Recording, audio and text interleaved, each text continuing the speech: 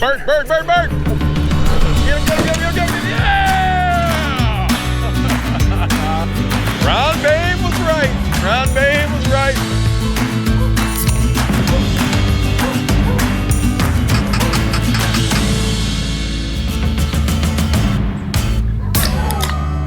I'm feeling spry.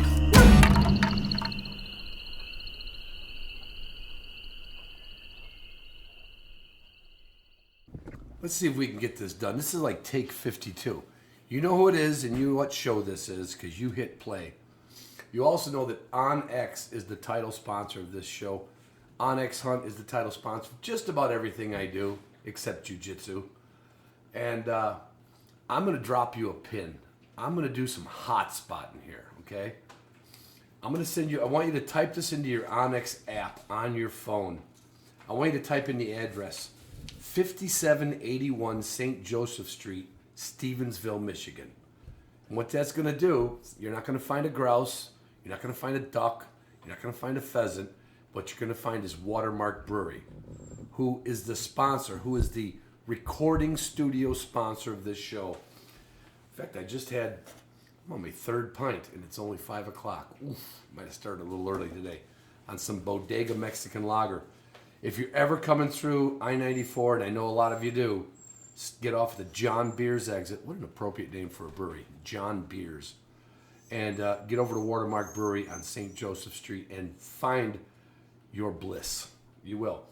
You could also find your bliss by going to Gunner Kennels or DU Supply or Garmin or Canine Athlete or Mossberg or Boss or Purina Pro Plan or Waltons or Marshwear or Arxis USA or Four Wheel Camper. You can find your bliss with all those things.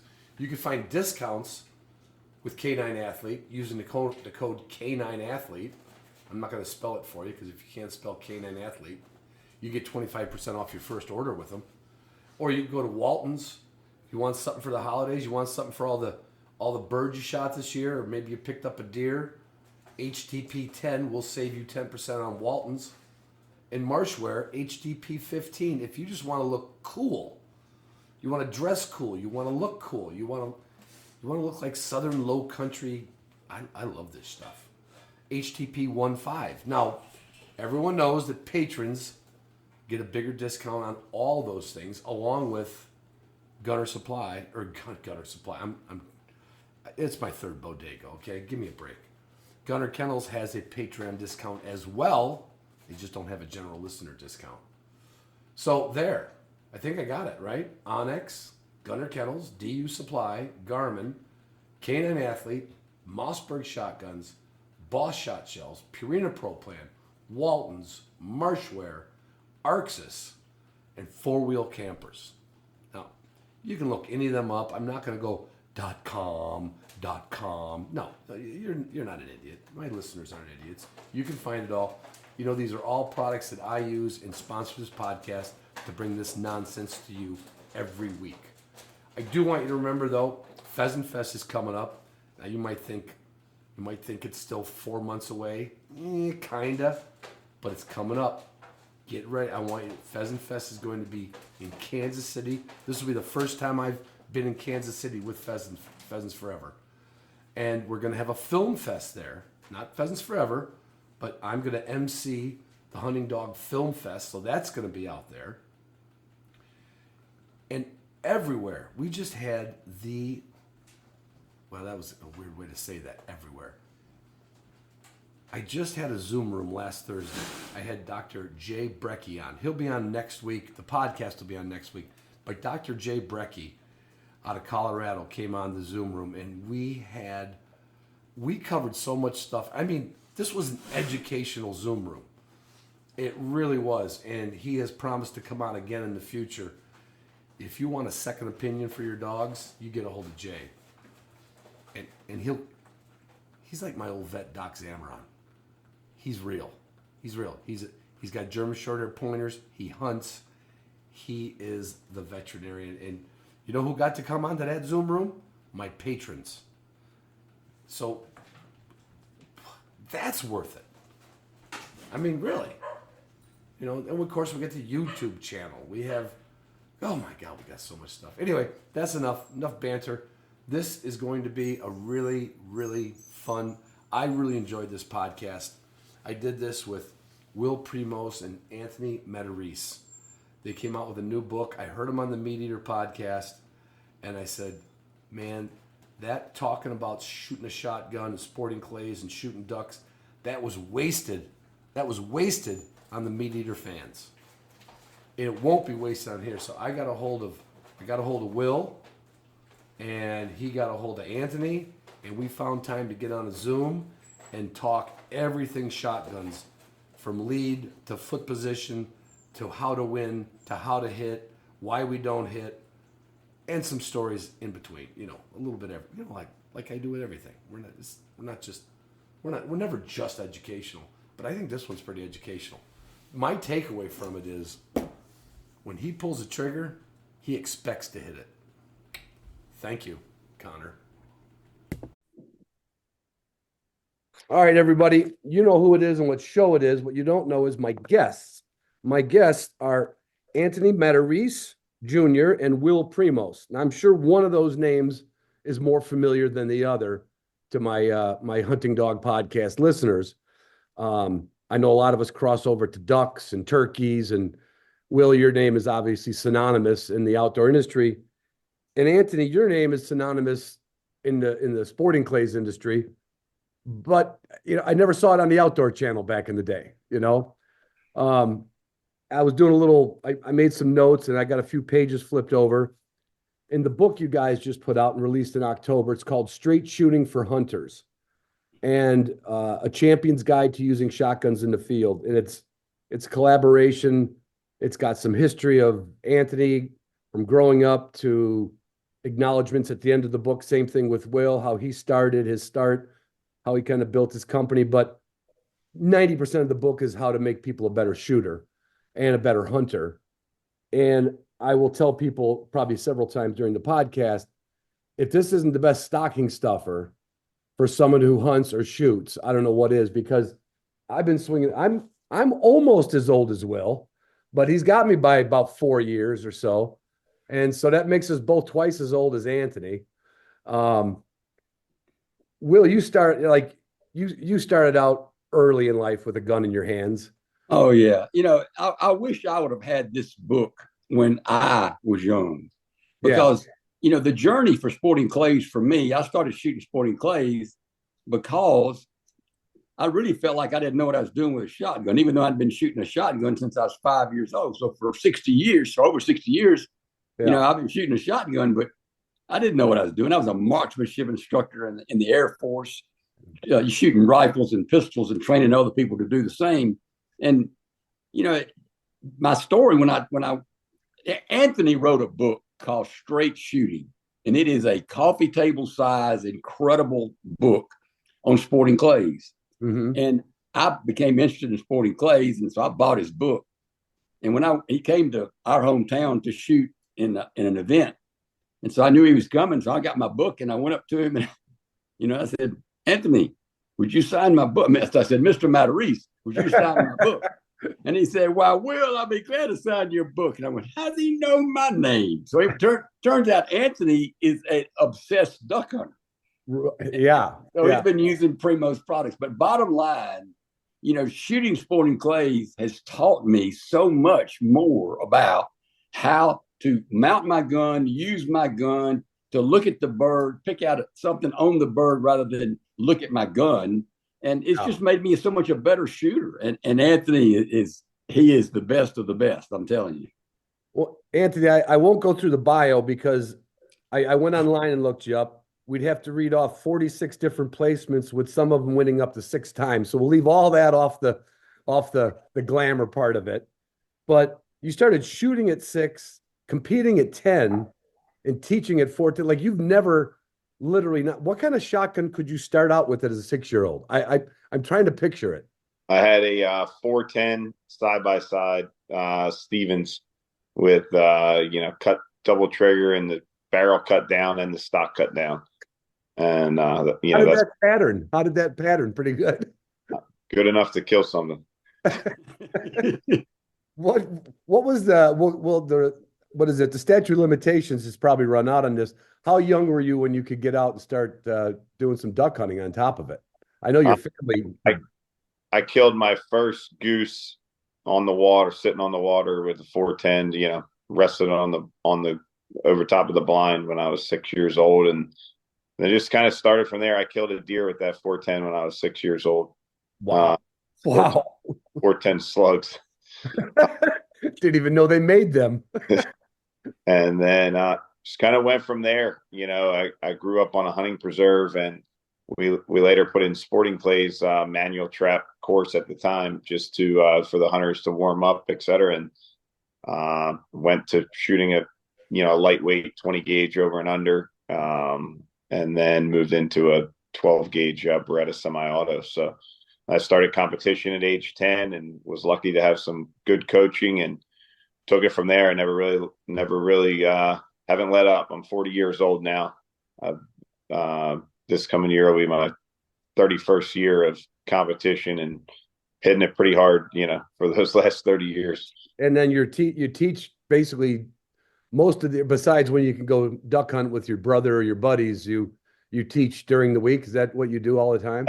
I spend the majority of my time, if I'm not in a competition or not having a little bit of downtime, I spend the majority of my time teaching shooting. I help my family run our operation. We have a major Sporting Clay operation now and a hunting preserve, and I help them with that. I do most of the kind of the marketing side, the business side of that. Most of that, I do spend most of my time doing that, in the morning or evenings, and then get out on the range and teach shooting every day. This is going to be like a softball question. Do you get tired of it? I don't really. The people ask me that all the time. They're like, man, if you stand out there and teach people to shoot for, 200 days a year, 8 hours a day, you gotta be sick of it. The most interesting part of my job is that it's every individual that I see is different, and what they're working on is different, and that keeps it interesting. And you have great people that are learning to try to be better, whether they're hunters or the majority of the people I teach are Sporting Clay shooters that are fairly advanced and taking it very seriously. But I teach a lot of novice and a good amount of hunters, and I have some associates that work with me, but I still take on even the most basic students, and we get a lot of hunters get ready for the hunting season, et cetera. And as I've advanced in my teaching career, when I started, I taught a lot of novices. So I don't get sick of it. The people are what keep it interesting, and every person's got something that's unique to them to learn.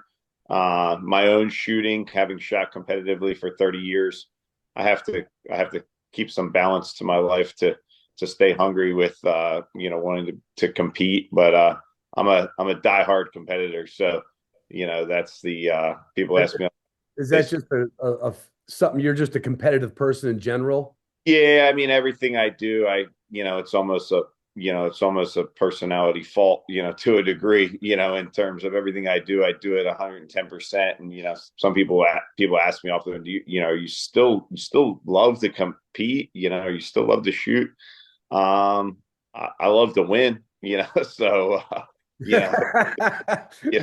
you got the work comes, the challenge and the competition, the work comes with it. But no, I still love it. Yeah. Yep. Hey, Ron, I'm telling you, Anthony is in such demand that you got to go way out there for months, maybe 6 months or more, to even get a slot to take a lesson from him. Even me, after doing this interview, could I? Oh, he probably won't even teach you because he's figured you out. You'd be an impossible case. But being around, getting to be around Anthony has been a lot of fun for me. When he asked me to do this, and so I said, "Oh, well, okay." He said, "So let's get a time and let's come up here, and you come to New Jersey, and I'm going to give you lessons, and we're going to have the editor with us, and we're going to record everything."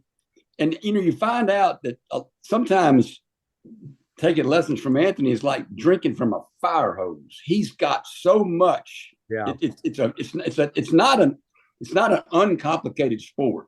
Once you learn to shoot and you learn the basics, and then you got to learn you got to build your confidence level so you can turn your brain off. It's like typing. You don't think about when you're typing. You don't think about hitting the numbers. And so, understanding all that, and it takes years for somebody to get really, really good at it. And I'm telling you what, Anthony, he's a fisherman too. I mean, he goes. I just lost all respect for him. I know, but I'm talking about he catches big fish. He don't catch little ones. He catches we're not big talking ones. about a fly rod with a indicator on it or anything like that. He ain't talking about that.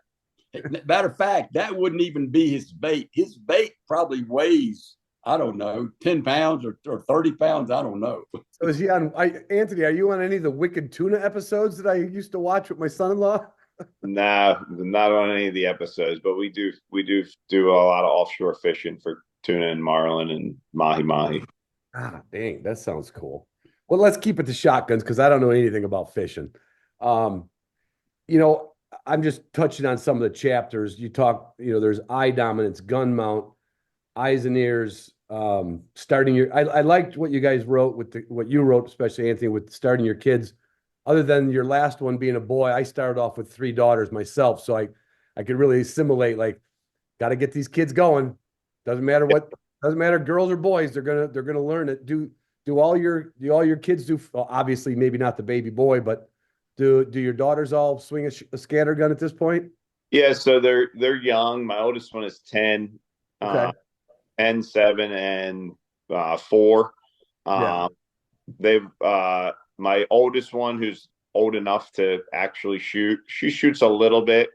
I don't really push them. She goes hunting with me. We went out duck hunting a couple weeks ago for our opening day duck hunt. I had all 3 girls with me, just me and all 3 girls. And my younger 2 are going to be more likely to be the ones that are kind of die hard. My youngest one, she wants to shoot a shotgun now. She's only 4. I mean, I'll hold it and let her pull the trigger. My 7-year-old, she'll shoot a little bit. Got a cut down 28 gauge Beretta 28 gauge with a 26-inch barrel, and cut the stock down to like 12.5-inch length of pull.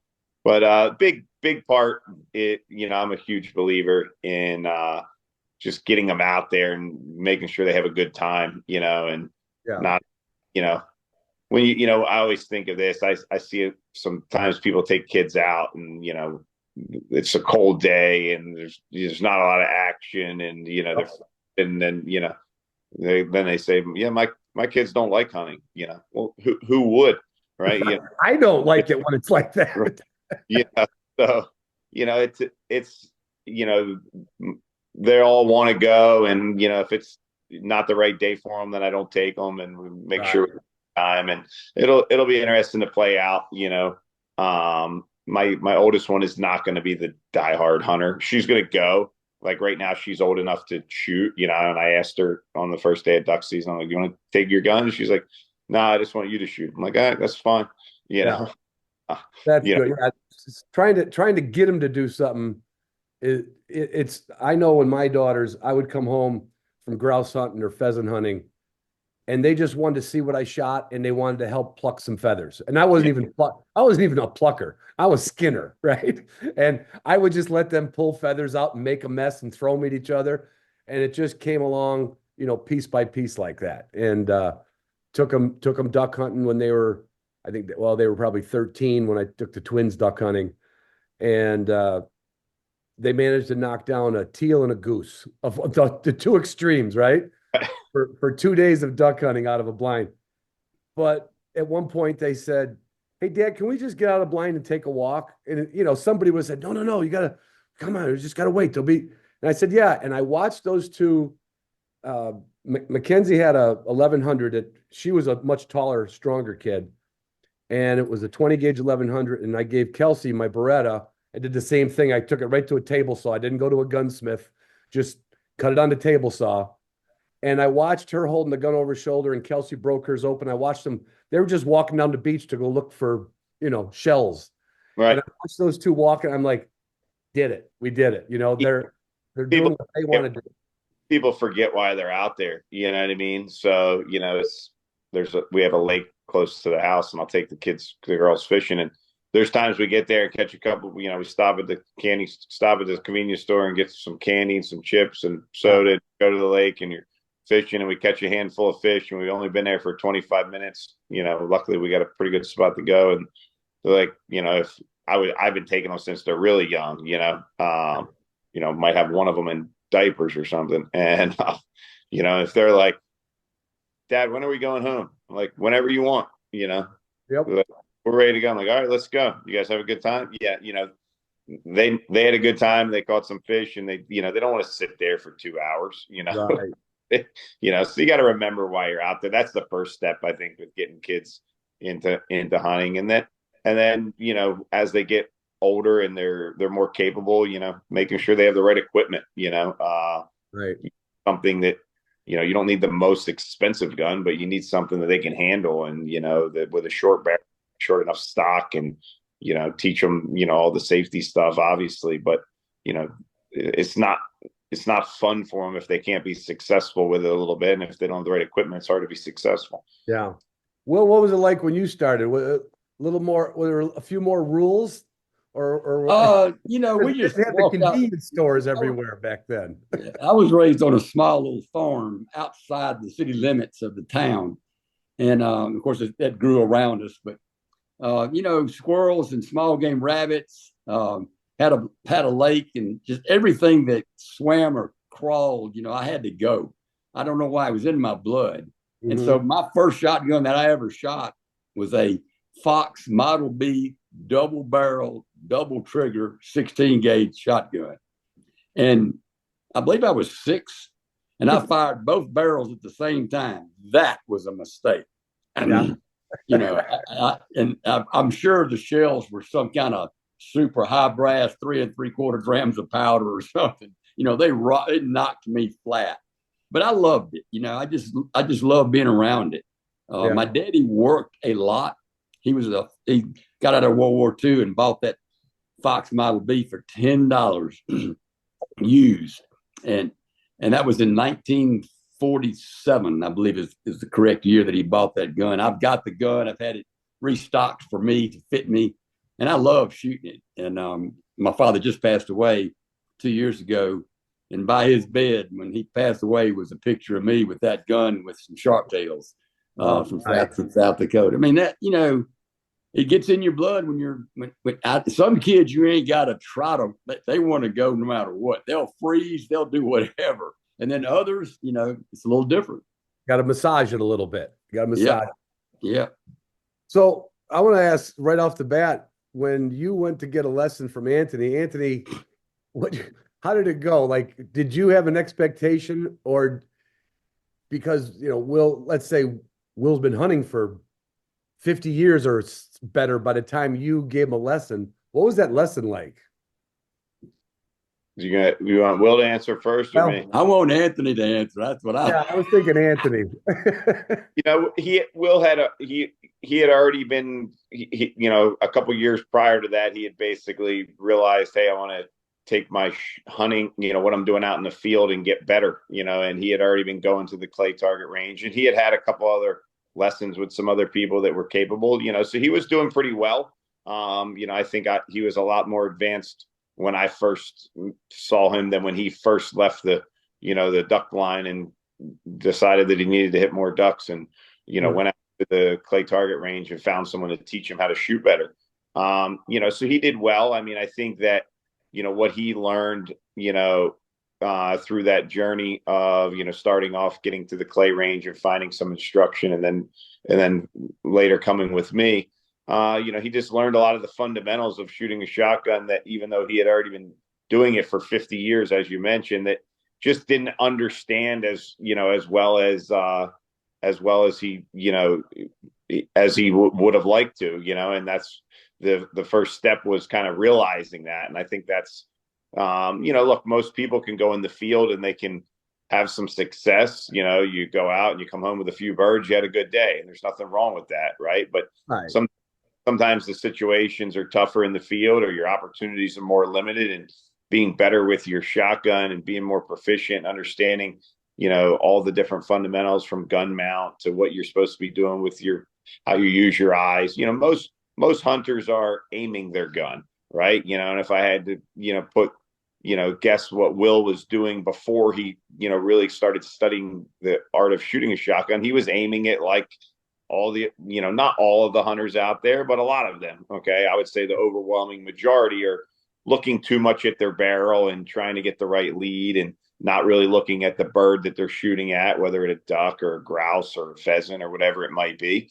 So, I mean, that's probably one of the, if I had to summarize what Will had learned coming from being a hunter to now shooting some clays and being better in the field because of it, he probably learned more than anything that if you mount the gun correctly and you look at the target that you're shooting at, we're going to establish lead in a way that's not a measurement. Most people are establishing lead as a measurement, so that would be a summary of what I would say, where Will's journey has taken him from 50 years in the field without any formal training or understanding to, realizing that he could be better, which is, it's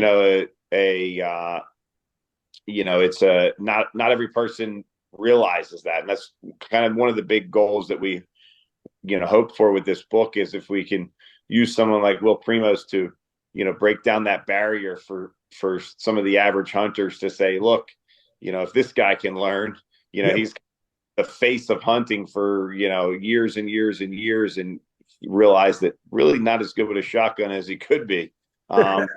Yeah. Everybody can learn then, right? Yeah. So Ron, it was absolutely amazing when, I took lessons and finally I got up there with Anthony. And, one of the things after you shoot, Anthony sits you down and he says, I'm going to write down what I want you to work on, what you did good, what you did bad. And so he starts writing. He's going to give you these notes. And every time he sat down with me, which was 4 different times, he said, Will doesn't trust himself. Well, he's, trusting yourself to know that your map's good, know that you're looking at the target, and not trying to figure out a lead and let it happen automatically. It's a total different concept. Yeah. Like I told you, I was a marksmanship instructor in the Air Force, and you aim a gun. When I was a little kid and I had my BB gun, I aimed it. So when I got a shotgun, I aimed it. And I was phenomenal on ducks when they're coming down through the green timber and they got their feet down and they're coming straight at me, or when they're trying to go straight away, I could aim right at them and bust them. Yeah. But that ain't really shooting a shotgun. No. So my goal was to learn to shoot a crosser. And now I surprise even myself at crossers. So, big ones, fast ones. So you get some sporting clay stuff that you'll never see a bird do, but boy, does it teach you how to shoot a shotgun. Yeah. I'm sure there's that anomaly out there who's been hunting his whole life. And if you hunted enough different bird species, yeah, you probably could be the best shot in the blind, but you still go through a lot of shells to get there, right? I just don't know that there's ever enough game to shoot at for you to practice enough to get good at it. That's why sporting clays is so important. Yeah, I fell in love with it when I moved to Virginia. I still have a place down there, and there was a place called the Flying Rabbit, and they had a trap boy come out, and it was a manual sporting clays course, and then a couple of guys bought it and turned it into with an automatic one with the key card, and we really got into it. And then there was a English emigre, Andy Tubb, who lived about 30 miles south of me, and he opened up a shooting school called the Glorious 12th. And it wasn't a sporting clays range. It was really an instructional range. It was based in a big circle. So he had high houses, low houses. He could do any presentation you wanted to work on. And I remember, like, the lesson I took away from it, we even did a show on it with Steve one time on a dove hunt, was he says, when you're passing a car on the highway, you don't look at your speedometer to pass. You just know what it takes to pass. I still struggle with it with a bird and a gun. I would always say I would say I'm a good shot, but I cannot believe how many times I don't trust myself. And when you said something about Will, like Will didn't believe in himself enough, it's like, Anthony, how do we get that out of our head? Because that seems to be the roadblock for most of us. Yeah, I mean, look, the number one way you get it out of your head is you practice it, right?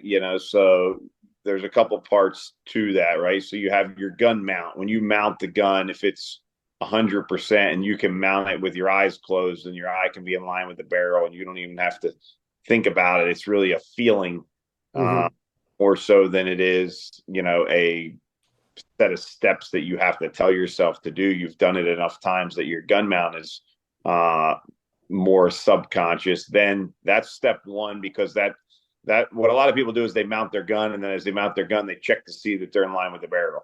As soon as you check to see you're in line with the barrel, you take your eye off the target that you're shooting at. So that's the first reason why people won't trust themselves. And then the next part is, when you start to get shots where you have to lead them, you have to get in front of them, then we want to check the barrel to see if we have the right amount of lead in front of the bird. Barrel is right in front of your eye, like the hood of your car. If you cross the line or you weren't paying attention, whether you're the driver or the passenger, you instantly know that you weren't in your lane. That's because you have a reference of where you are without looking. That's really what we need to develop with the gun barrel. Does that take some practice? Sure.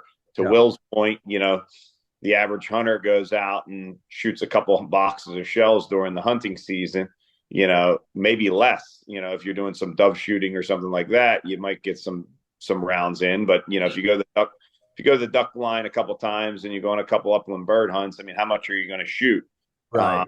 So it becomes difficult to trust yourself because you have a limited number of repetitions, right? And all sports are learned through some repetition. So that's one thing we highly recommend. If someone reads the book and learns something, they need a little bit of repetition to be able to do that without thinking about it, that build their subconscious a little bit. Right. When we're talking about, the Clays courses, we were kind of fortunate. We really made good friends with the two gentlemen that bought the place, and they turned it into a membership where we could go there after work and nobody would be there and we could just turn it on. And instead of like walking the whole course, sometimes we would just go to one or two targets until we could almost all the time hit them. Yeah.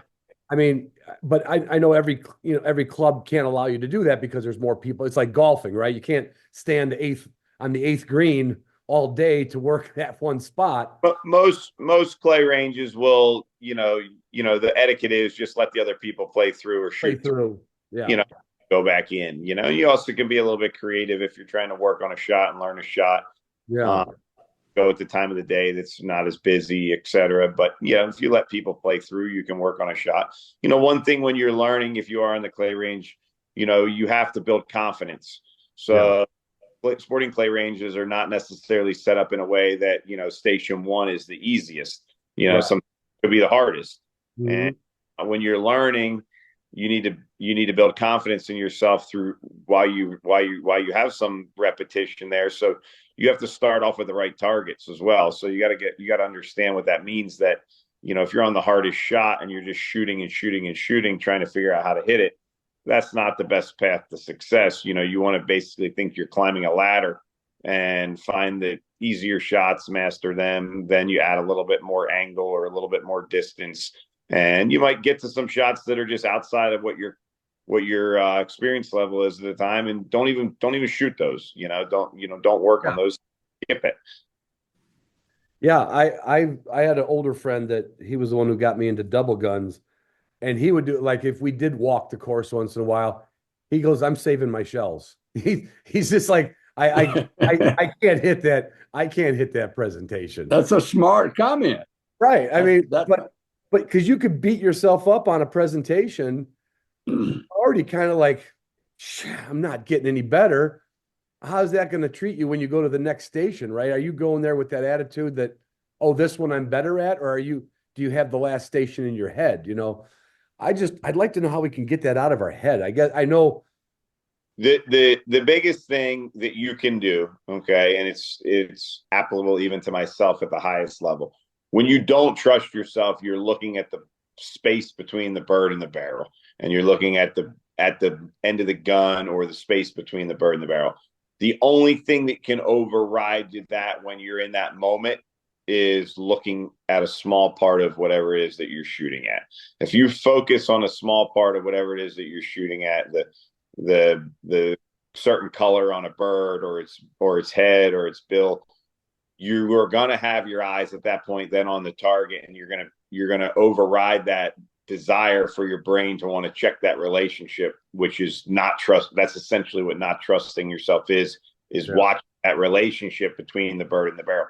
Even at the highest level, the reason why competitions are won and lost is on the competitor's ability to be visually disciplined and watch the clay. Because even at the highest level, the best shooters in the world, when things go wrong, their eyes leave the target and goes to the process. And when they're looking at the process, they're not trusting themselves.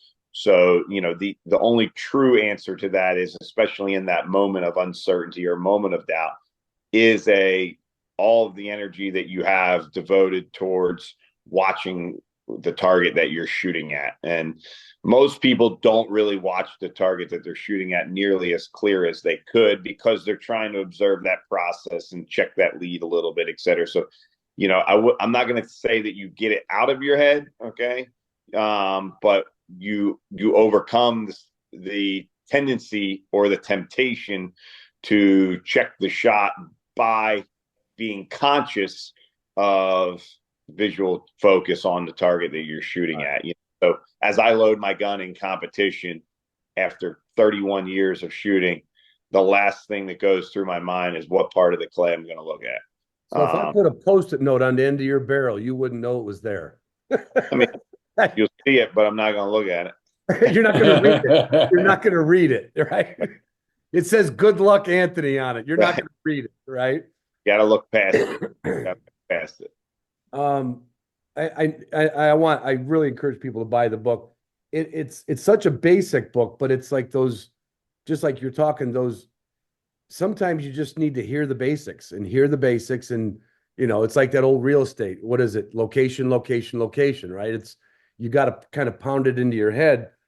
And when I heard Will on Steve's podcast, when I went to South Dakota this year, one of the places I went to is a lodge where it's all, pushers, blockers, flankers. So there's a lot of shooting going on. And I literally, like, I knew, I've heard it 100 times, I'm sure, like, keep your eye on the target, keep your eye on the target. But doing it. And then when somebody yells, "Rooster," and all of a sudden you're like, where did I see it? Those are the times when I'm like, barrel bird, barrel bird, barrel bird, right? Yeah.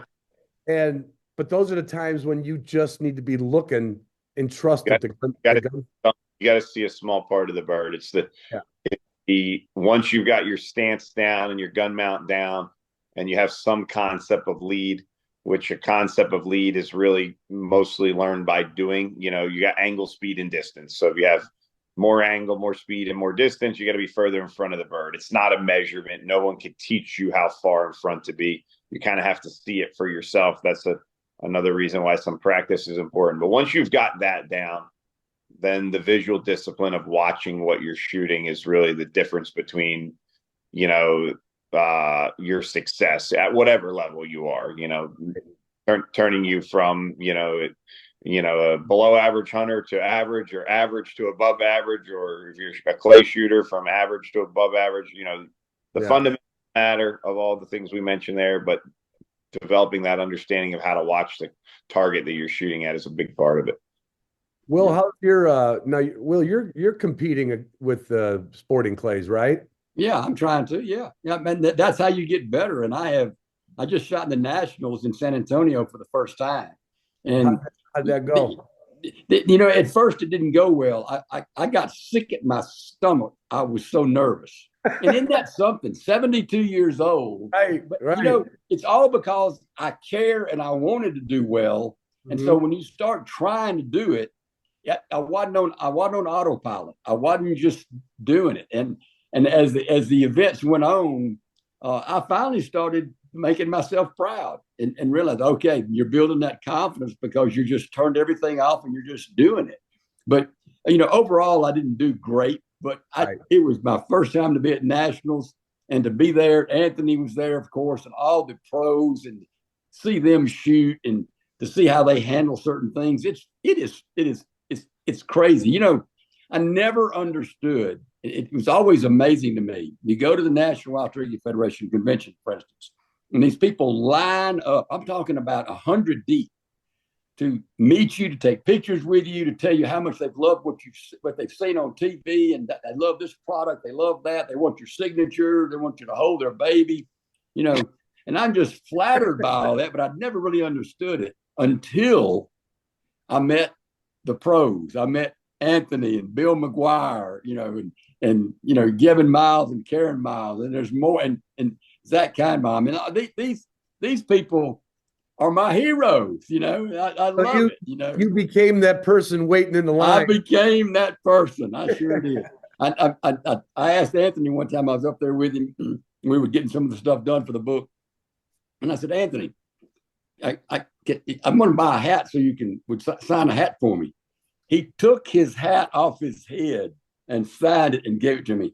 I was on cloud nine. Like you handing out a duck call to a 10-year-old, right? Yeah, exactly. Yeah. I want to kind of, I know we can't give lessons on the show, but a couple things that, you know, like I've helped my daughters learn to shoot a little bit. I've helped take work people, like when we were in Virginia, we'd always go after work, take we actually had some visitors from Germany, which was interesting because they've never even had a gun in their hand because they didn't own them. But I am no way near qualified to help somebody other than, you know, try to give them some basics that somebody gave me. But the ones I think, I'm left-handed. So for me, swinging to my right, it seems like my gun stays in my shoulder better, right? Because I'm turning with my hips. So lefty or righty, when you're doing that swing that's not, let's call it whatever you want to call it, the difficult swing to the side you are. For me, swinging to my left. Is there a secret, a tip, or a trick, or is that, you know, because it seems like you kind of turn the gun out of your pocket sometimes, or are we doing something else wrong with our body? Yeah, so a couple it's things. The stance, wouldn't you say, Anthony? Yeah, so it's mostly, most people are moving, you know, so we'll start off. Most people are moving their gun, swinging their gun too much in their upper body, you know, like their arms. Okay, yeah. So if you're using your arms a lot, you're definitely, for a right-handed shooter, when the bird's going left to right, you're going to pull the gun off your face. And if you're lefty shooting right to left, you'll pull the gun off your face. But your arms really shouldn't be moving. The arms should mount the gun, and then body as a unit needs to move the gun. So you should be able to swing your gun to the left and to the right from a rotation, basically starting in your feet. Okay, so like you're turning from, you know, like a balance point. If you had like an axis that went through your body, you're rotating around that point. Mm-hmm. Now, you have to pay attention to is how far apart your feet are. If your feet are too far apart, then when your feet are too far apart, when you swing from one side to the other, you shift your weight from one leg to the other instead of keeping it centered. Your balance point should stay between your feet, like right underneath your nose. Okay, when you have that gun mounted, so that when you rotate, you're rotating your body as a whole, and the arms are going to be doing the work to mount the gun. But once the gun is mounted, you're swinging the gun really with your body as a whole. That's going to help. And then the position of your feet, besides narrowing your stance up, your feet should be no further apart than your armpits. Okay, you know, so if you drop the string from your armpit, that should be the widest. You know, so you could really have your feet, you know, your shoes could be 6 inches apart. You know, would be a good distance between how far apart they are. And if you position yourself where, if you're swinging from left to right for a right-handed shooter, get that front toe pointed a little further to the side than actually where you're shooting at. That's going to give you more. You're going to open that stance up that direction, and you're going to be able to rotate a little bit better. So the direction of your feet, you know, having if you drew a line from your back heel to your front toe, that's going to be roughly pointed where you're shooting. Obviously, in a field, you can't always be standing perfectly because you don't know which way the bird's going to flush or exactly which side it's going to come into the blind. But you need to step, or, you know, if you're walking in the field, if you're pointing the wrong direction with your feet, you need to step that direction. with that front foot to enable that stance to work correctly, so that the body mechanics can move, and then you don't experience what you're talking about there, the gun kind of feeling like it gets pushed off of the. Because if you're shifting your weight or your feet aren't right, people will roll their shoulder a lot. So a right-handed shooter on a left to right, their right shoulder will dip, and a left on a right to left, their left shoulder will dip. And that just means that you're not rotating. That means that you're using more upper body and more arms to move the gun. Yeah, well, I mean that came really true this year.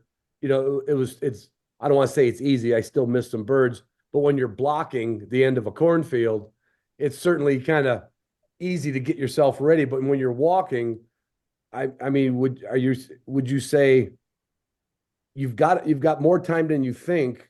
It would behoove us to, even when we're walking in a field, to take a little half step to. Ron, one thing Anthony taught me is as I'm approaching a pointed dog, let's say I'm left-handed, then my right foot is going to move first, and I'm going to keep that right foot in front. That opens up so that I've got the ability to be more swing. You know, if you're just walking normal and you're left-handed and your left foot's forward, you've just blown a whole lot of your opportunity. Yeah. Am I right, Anthony? Yeah, I mean, you can do it two ways. You know, you can, if you're close to a point, you can just make small steps and keep if you're a right-handed shooter, your left foot should be your front foot. If you're a left-handed shooter, your right foot should be your front foot. So you can make small steps and just keep the correct foot forward, or you just practice stepping. I personally just, if I'm in the wrong position when the bird flushes, I step that direction that I need to, so that my front foot, my left foot being a right-handed shooter, is pointed towards that bird. Yeah. If you don't do that, your body mechanics are going to be wrong. So then the chance of being successful with your gun mount is less. And then your movement and your rotation and swing of the gun is therefore jeopardized. Yeah. I don't think we've ever, like, anybody really emphasizes like from your rib cage down. Right. And that's like, if that's not facing the right way, no one's going to come in kicking a field goal facing to the right. Right. They're going to face the way they're going. Yeah. If you think about it, most people are taught to hunt, and someone teaches them a few basic safety things, and hey, do this, do that, and here you go, right? So there's a lot of little things that we cover in the book that people just don't know, right? Right. If you go enough, you probably figure some of those things out through trial and error on your own. But there's people that haven't figured them out, and they've went up a good amount of times, and and then there's people that are less experienced, and some of these things can cut their learning curve down drastically. Yeah. Ron, on a sporting clay field, you'll see a lot of shooters will pre-mount the gun based on the speed of the target, how fast you get away. There's different mounts that you can use on a sporting clay, but when you're hunting birds, and you always have a low gun. Right. So one of the disciplines in sporting clays is called FITASC, and it was invented by the French, and I believe it stands for something like Fédération Internationale de la Chasse, something that's an acronym for the French, that it's a low gun deal. And I love it because it's more field-like, and you have to shoot from a low position and mount the gun and figure out how you're mounting, and your eyes are grabbing some little piece of that target if you can, and putting that gun in your mount and your eyes and your gun. It's all one thing. You don't even look at the gun. It's amazing when you do it right how hard you can break the targets. Anthony is fantastic at FITASC. Well, I know, we would have like a bachelor party or something where we would get a trap thrower off the back of the truck back in the day. And just to mess around, we would face the opposite direction and say, pull, and have to have the gun up like that, and then of course we weren't very successful because we were more worried about how fast we could turn, the other four parts. Sounds kind of dangerous. We can't. Well, it's not that bad. It's not that bad. You'd like to see the video I did once for Wilderness Athlete. We were shooting. We mocked it, but they were asking for people to do what your preseason workout was. So because we knew the guys at the club, we brought out a treadmill, and we had a bicycle upside down with baseball cards in the spokes. And when one guy would spin the pedal, that was our rough grouse exploding. And you're already walking on the treadmill. And so you'd hear the baseball cards in the spokes. That was the pull. We talk about that was tough. That was a little tough. Anthony, that sounds like a new game. All right. Now, when you're duck hunting, I mean, I've duck hunted enough. No one would call me. I don't think you're a real duck hunter unless you own a bunch of decoys. Maybe I'm wrong, but I've only owned a handful, so I'm not going to say I'm a real duck hunter. I enjoy it, but we're sitting down almost all the time in a blind. You kind of almost have to stand up square, depending on the blind you're in. Trying to shoot sitting down is unless it's just right in your face. That's hard to do. Because you can't turn your hips, you can't move your feet or anything like that. Would you always stand up, Anthony, on a duck hunt, or have you had to sit down? I would always stand up unless there was some, reason that someone's listening that, prohibits them from being able to do that. Right. But you always stand up, and you have to, you have to get your feet because if you stand up and you're facing straight out the blind with your feet there to the far right, you're not going to have a good gun mount. The chance of being able to mount the gun and move the gun correctly if your feet don't get turned towards that bird. If I'm, I've done a lot of duck hunting, and I always hunch down, like, not even necessarily sitting on the bench, but hunched down, just inside the wall of the blind, when I'm bent over calling, and, have my one hand on the call and my other hand on my gun, on my left hand and one hand on the call. And, I'm basically trying to make sure that when I come up, my front foot's facing the direction of that shot. You're already working on the footwork in a kind of a crouch position then. Yeah. I mean, it's a little harder if you're not the guy calling the shot, or you're with your buddies and, they're telling you just hide and stay down. And, you're the guy that's just saying now, and you don't know where the bird is, Yeah. Take a second and get pointed the right direction. You're going to make two, don't make three bad shots, make two good ones. Right. And then Ron, I will say, as far as blind hunting goes, you really don't want anybody shooting from a sitting position and somebody stands and the guy shoots. I mean, that's a dangerous situation. That cannot be good. Yeah. I would only picture if somebody was like, say, me being left-handed was on the right side of blind.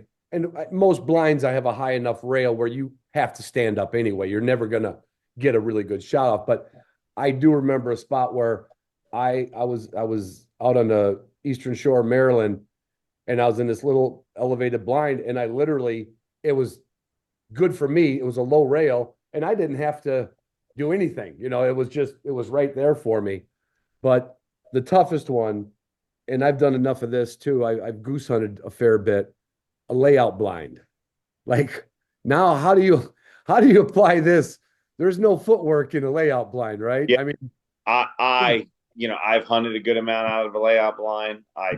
To be honest with you, in terms of good shooting, it's very difficult, because you have to sit up and turn your body, but the chances that you get your eye out of line with the gun is pretty high. You can do a little bit of, if you're slick and you got some wind, if you understand what's going on, you got some wind, you can orient that blind, not necessarily dead square into the front of the decoys, but on an angle that gets your body facing a little bit more the right direction. Yeah.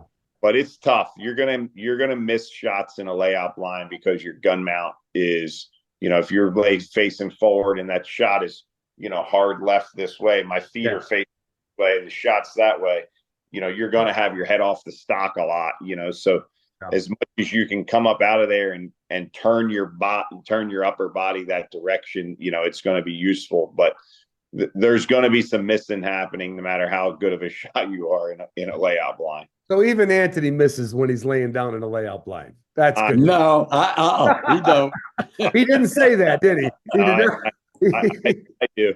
I personally, they're great because you can hunt in spots that you don't have a blind, et cetera, or you have permission to hunt there, but you don't have permission to have a blind there.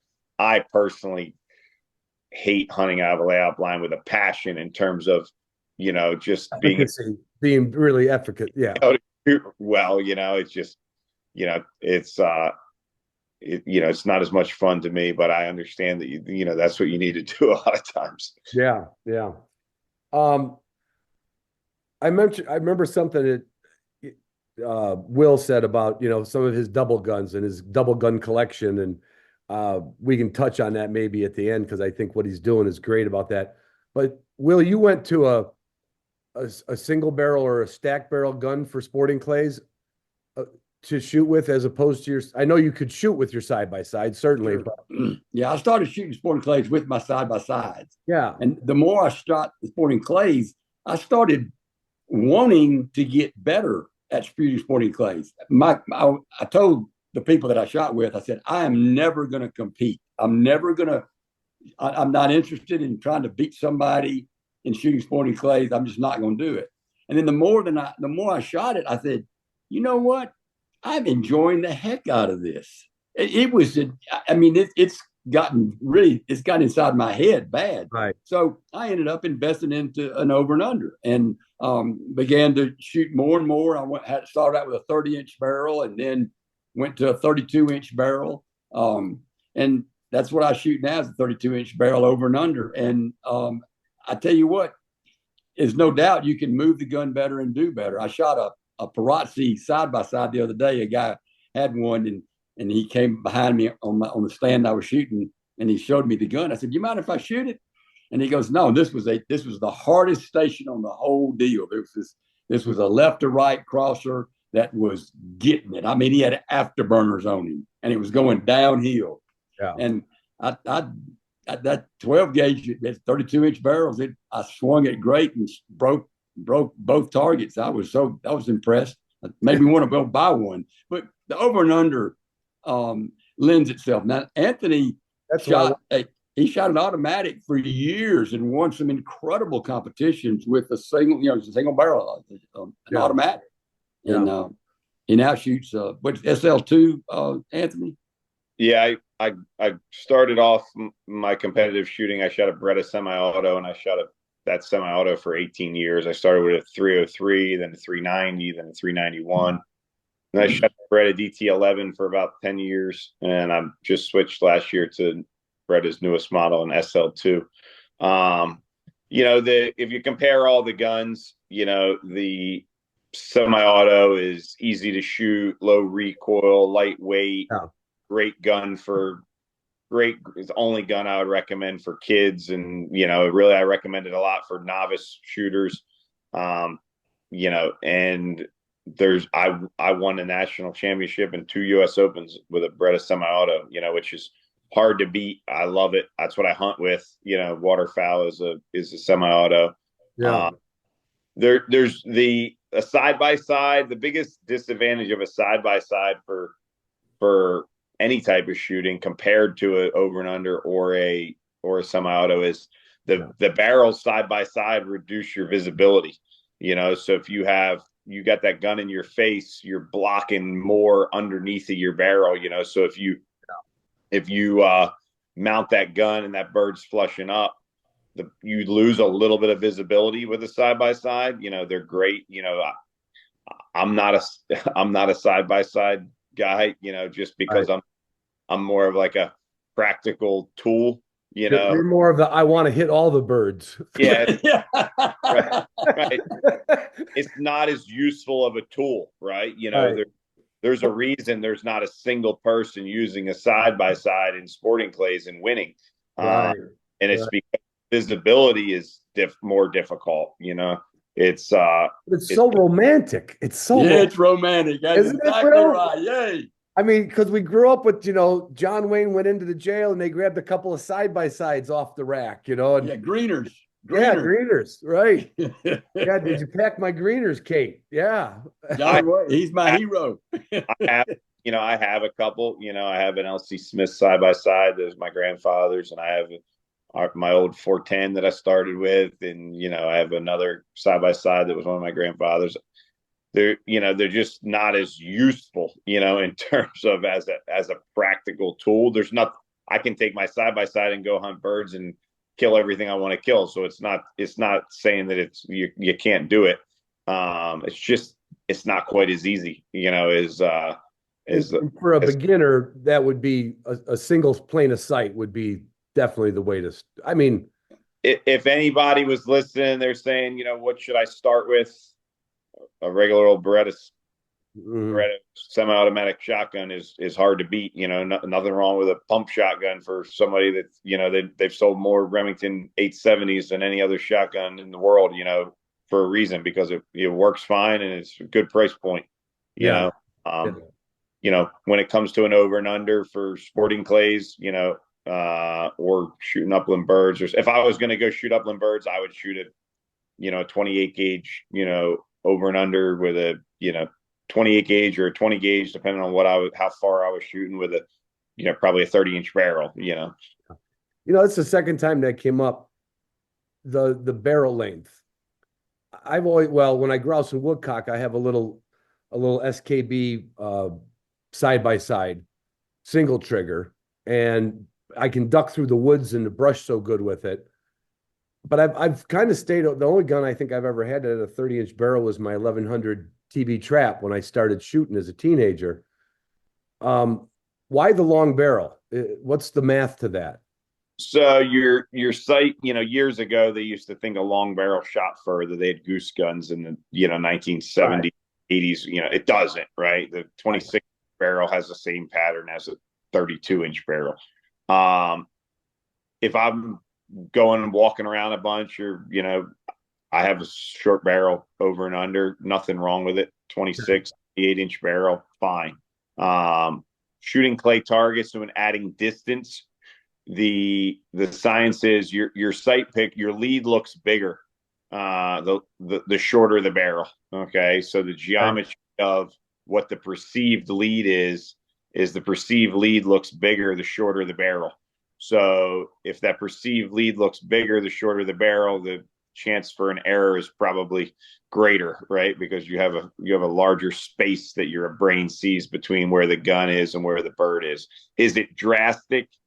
Not drastic, but I can notice it between a 28-inch barrel and a 32-inch barrel. Right. And I notice it between a 30 and a 32 if I'm shooting clays. No, I can't really notice it, but it is a real factor. Right. Well, I've never heard anybody say that. I'm going to rewind this later, and I'm going to write that one down so I sound really smart next time my buddies and I are talking about the perceived distance. I shoot, a semi-auto has a longer sighting plane because of the action. So when I shot sporting clays with a semi-auto, I shot a 30-inch barrel, but I've never hunted with a 30-inch barrel. I use a 28-inch barrel just because it's easier in the blind, and it's easier, if you're carrying it around, et cetera. So I've always hunted with a 28-inch semi-auto. And then if I was shooting upland birds, 26 to 30, I would go with a 30 personally, unless I just didn't want the weight of carrying it around and being harder to maneuver. But it doesn't matter if you know what you're doing and you've got the right fundamentals. If you got a 26-inch barrel or a 32-inch barrel, you're gonna hit plenty of birds. When it comes to like serious clay shooting, if you're trying to, then it starts to matter a little bit.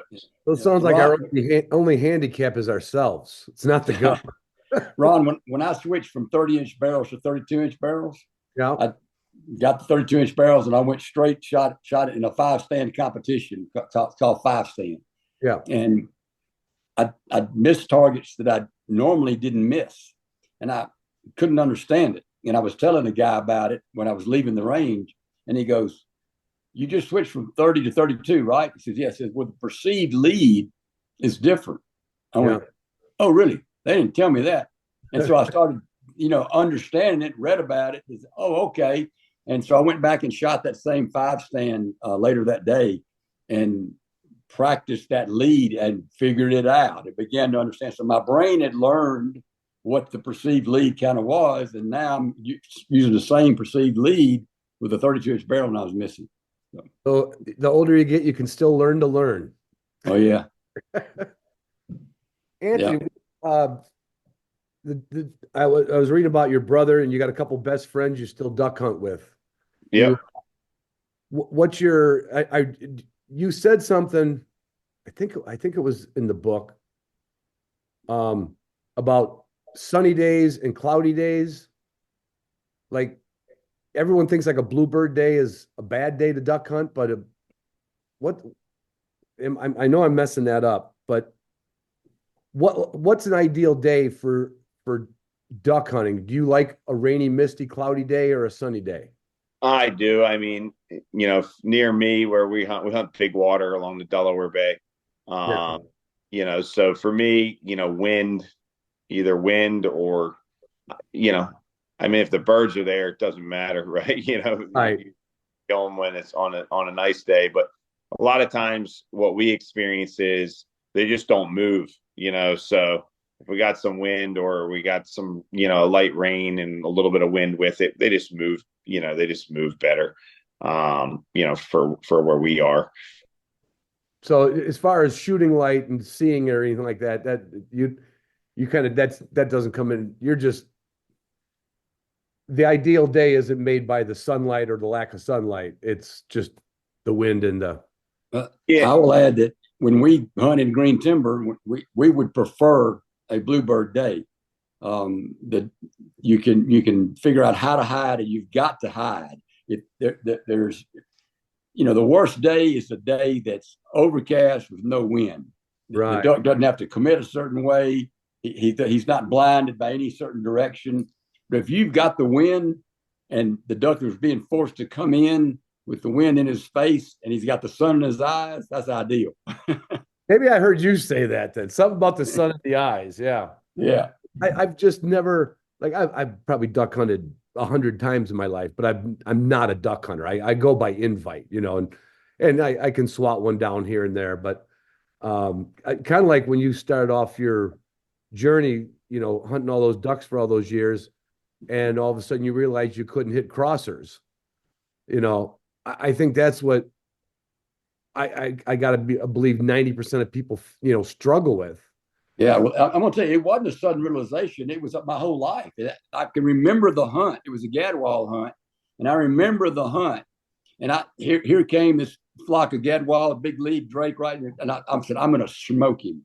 And I mounted my gun, and I had him figured out, and I shot both barrels of my side by side, and he's still flying somewhere. And I told myself that day, I am going to figure this out because this is sad. I cannot hit a crosser. So with that day, was it your feet? Was it your eye not looking? Or was it no? It was me aiming the gun like a rifle. I think was the worst part. But there was lots of stuff. But it was mainly that I was aiming. I was looking at the barrel, trying to get the lead right. When that's not the way to shoot a shotgun. Yeah, Anthony, try to explain that, because I know I've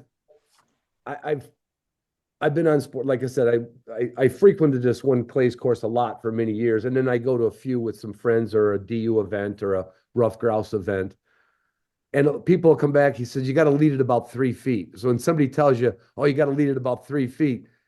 Well, that kind of sets you up for trying to measure while you're trying to shoot, doesn't it? Yeah. I mean, for years and years and years, somebody new shooter or go out to a clay range and go to a skeet field or something. And, some experienced guy there is telling them, well, when you're on station 4 on skeet, you're going to lead it by 4 foot.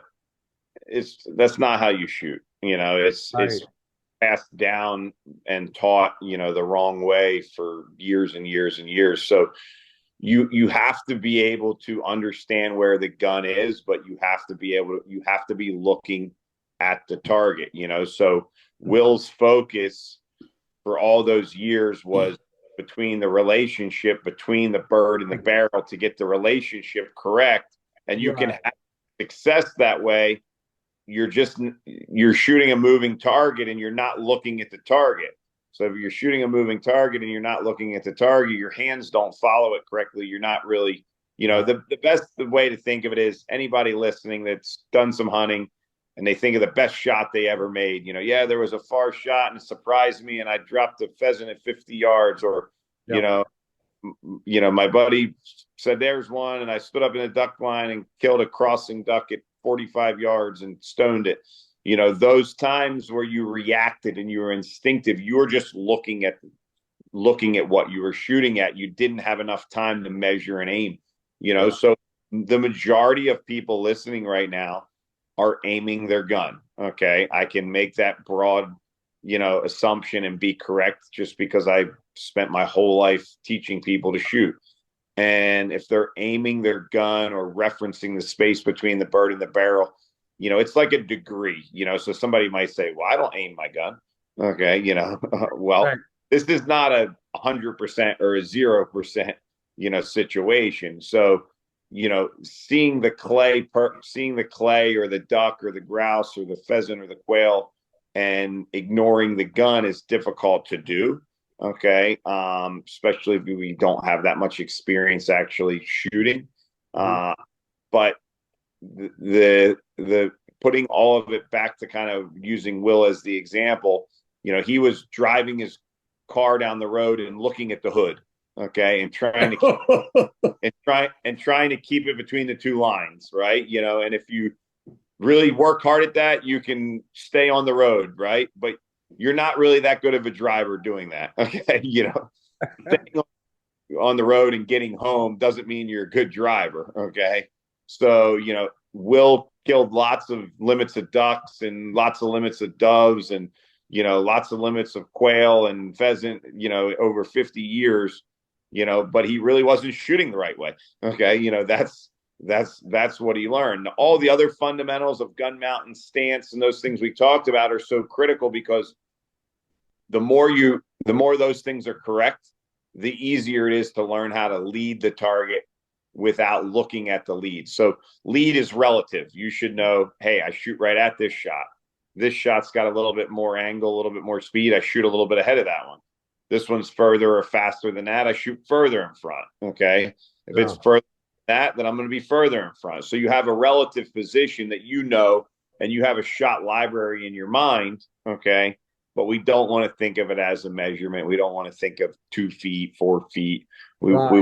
That gets you back into measuring. You're going to measure, right? You're going to look at the end of the gun, et cetera.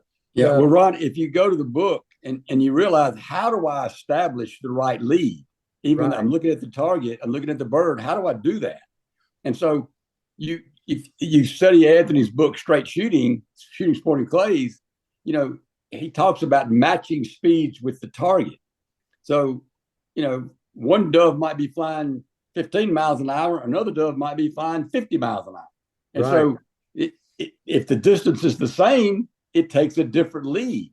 So how do you, and this teaches you that. So in our book, we kept it simple. Yeah, but, it's real common sense. Like, but you got to pound that common sense into your thick German head of mine. Yeah. So, you know, sometimes you mount right behind the bird and pull through. Sometimes you mount on the bird. Sometimes you mount to the lead based on the amount of time that you have. But then you match that speed for a millisecond and then stretch the gun. What Anthony has taught and what he's written about is just a gold mine for hunters. It's just incredible.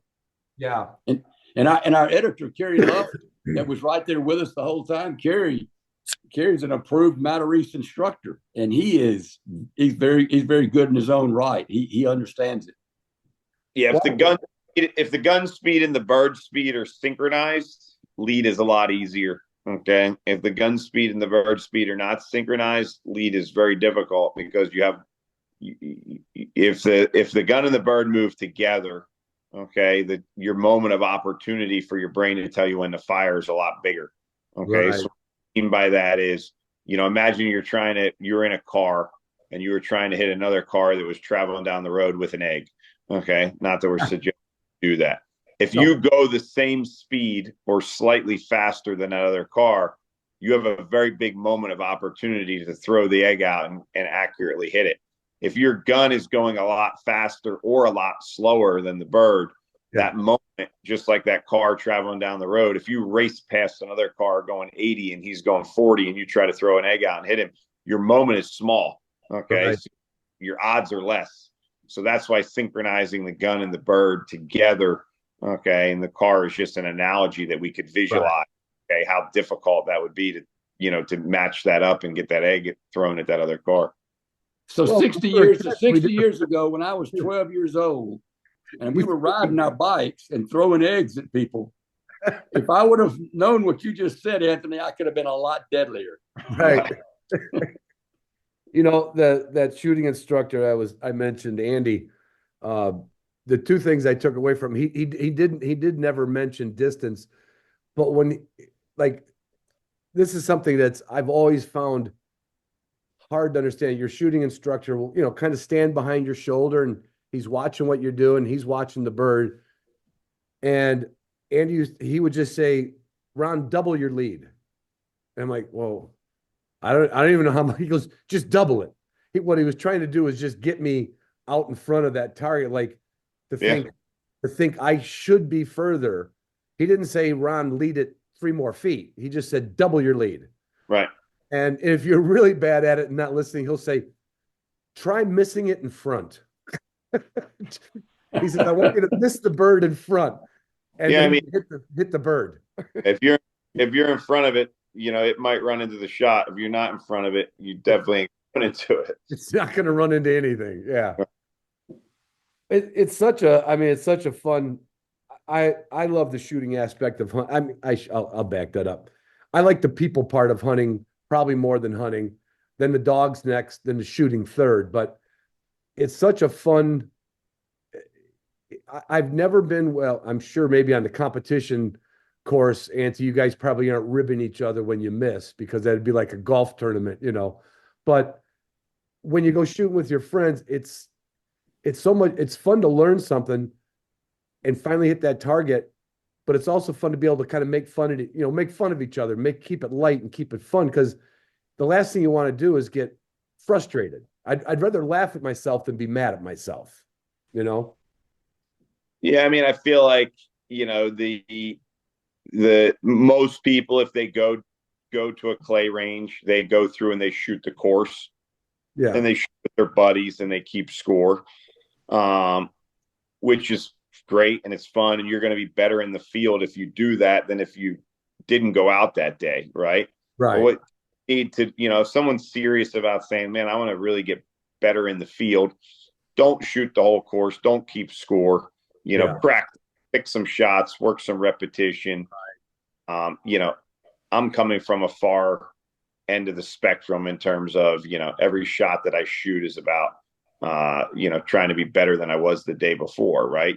But, I'm trying to win a world championship, and not everybody listens trying to win the world championship, but they might be trying to hit more ducks or more quail or more pheasant or more grouse than they did the year before, so go out with your buddies, shoot the course, have a good time. But then if you're serious about trying to improve, pick some stations, work on the basic shots, work on the fundamentals that the book teaches you, and try to improve that. And you need a little bit of repetition to do that. That would be if there's a takeaway relating to what do I do on the clay course, don't shoot 15 stations, shoot 3 or 4, and don't shoot the hardest stations, shoot the more basic ones till you can hit them 10 times in a row. If you can hit that clay 10 times in a row, then the fundamentals that we taught you, that we're teaching you, are gonna be able to be applicable when you get out into the field. And then some course throws out the mini target and you're like, what was that?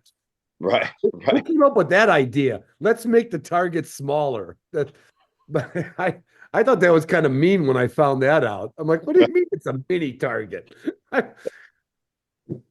Do you and this is just like a question I would ask you if I was in the bar or in your kitchen. Do you pay attention to your I say opponents, your other competitors?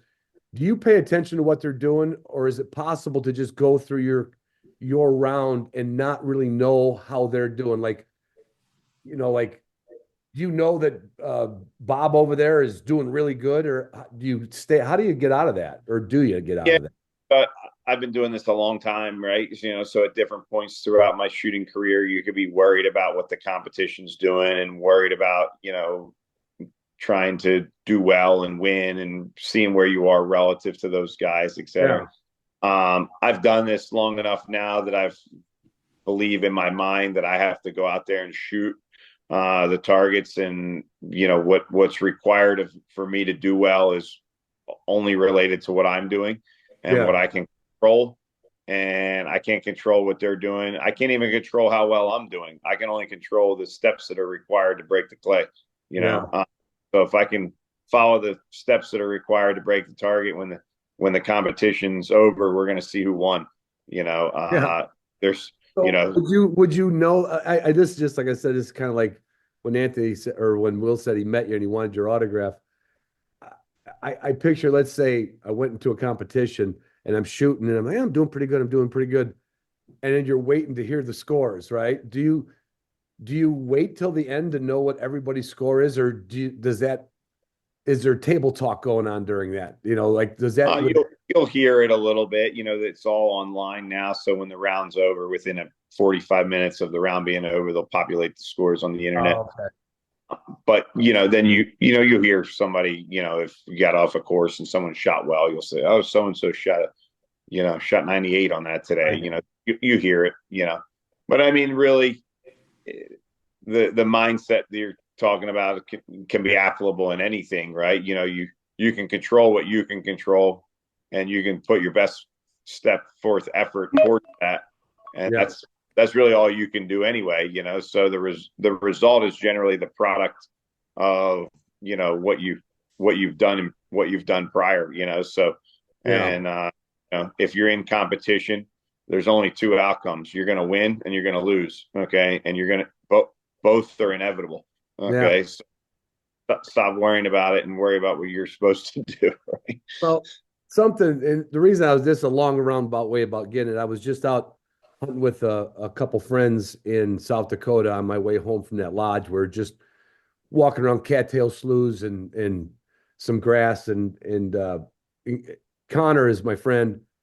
Shout out to Connor. I know you're listening to this, Connor. And I would say in the years I've hunted with people, he's probably the best shot I've seen consistently. And he hunts with a Springer Spaniel. And I think I said to him, like, do you think you're a better shot because you've always shot with flushing dogs?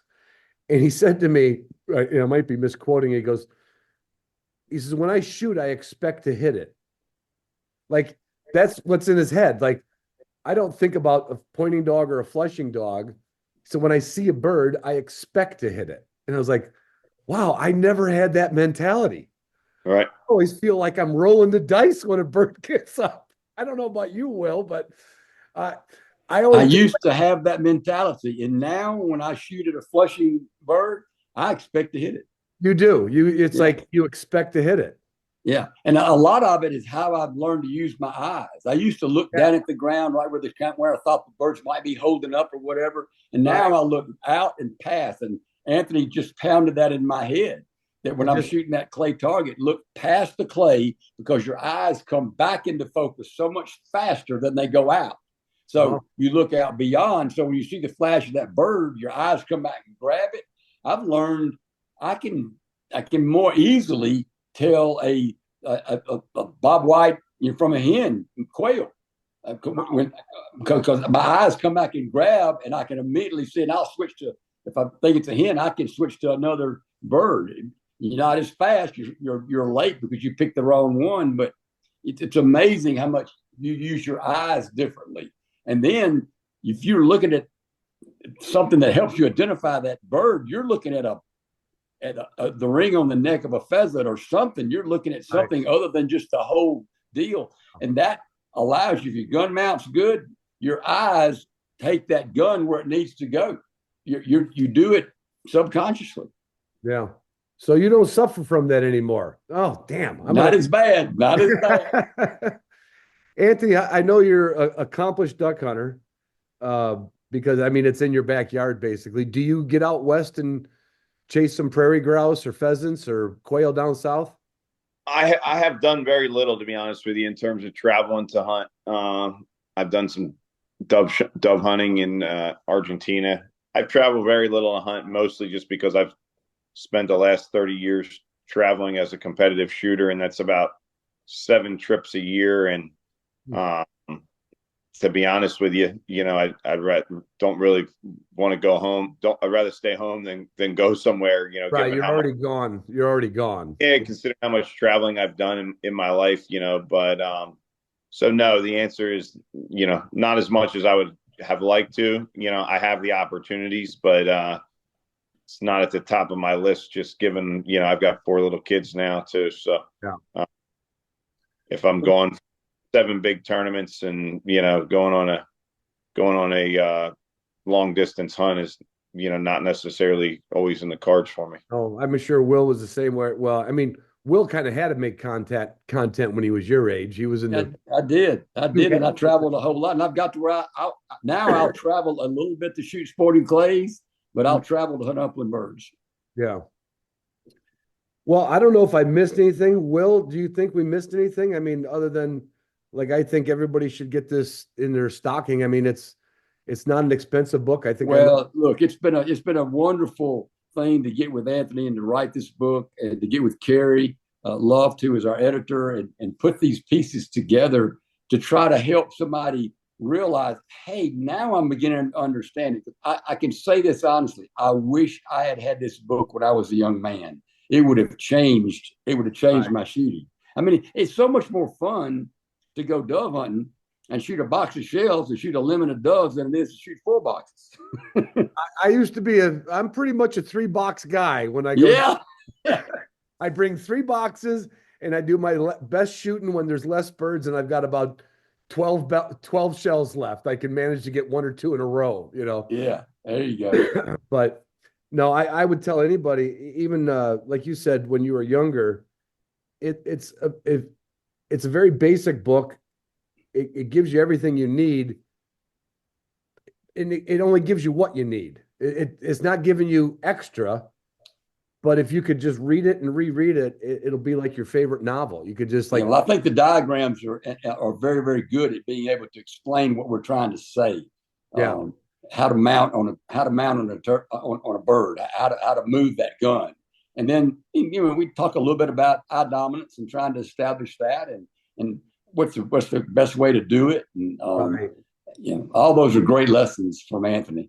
Yeah, there's some finer points to everything, but yeah, I know sporting clays made my shooting way, way better, and in fact, I trap shot when I was in the end of my high school years. Back then there wasn't like scholastic shooting, but we could go with my friend's dad. And because of that, when I started hunting, I was just a little bit better than my friends that didn't trap shoot even. But there was no sporting clays back in the 70s, But no, Will, I hope our paths cross someday. I hope I can get out. It sounds like Anthony had to leave. He got off the Zoom, but he probably wanted to do that before I saw if I could get a free lesson from him. But I'll hound him a little bit. I'll see if I can get in his calendar a little bit because, it's kind of like you kind of went back to when some young person met you at a trade show, and you're like, God, I met Will Primos. Yeah, there's a little bit of that kind of incentivizes you to do more and do better. Yeah.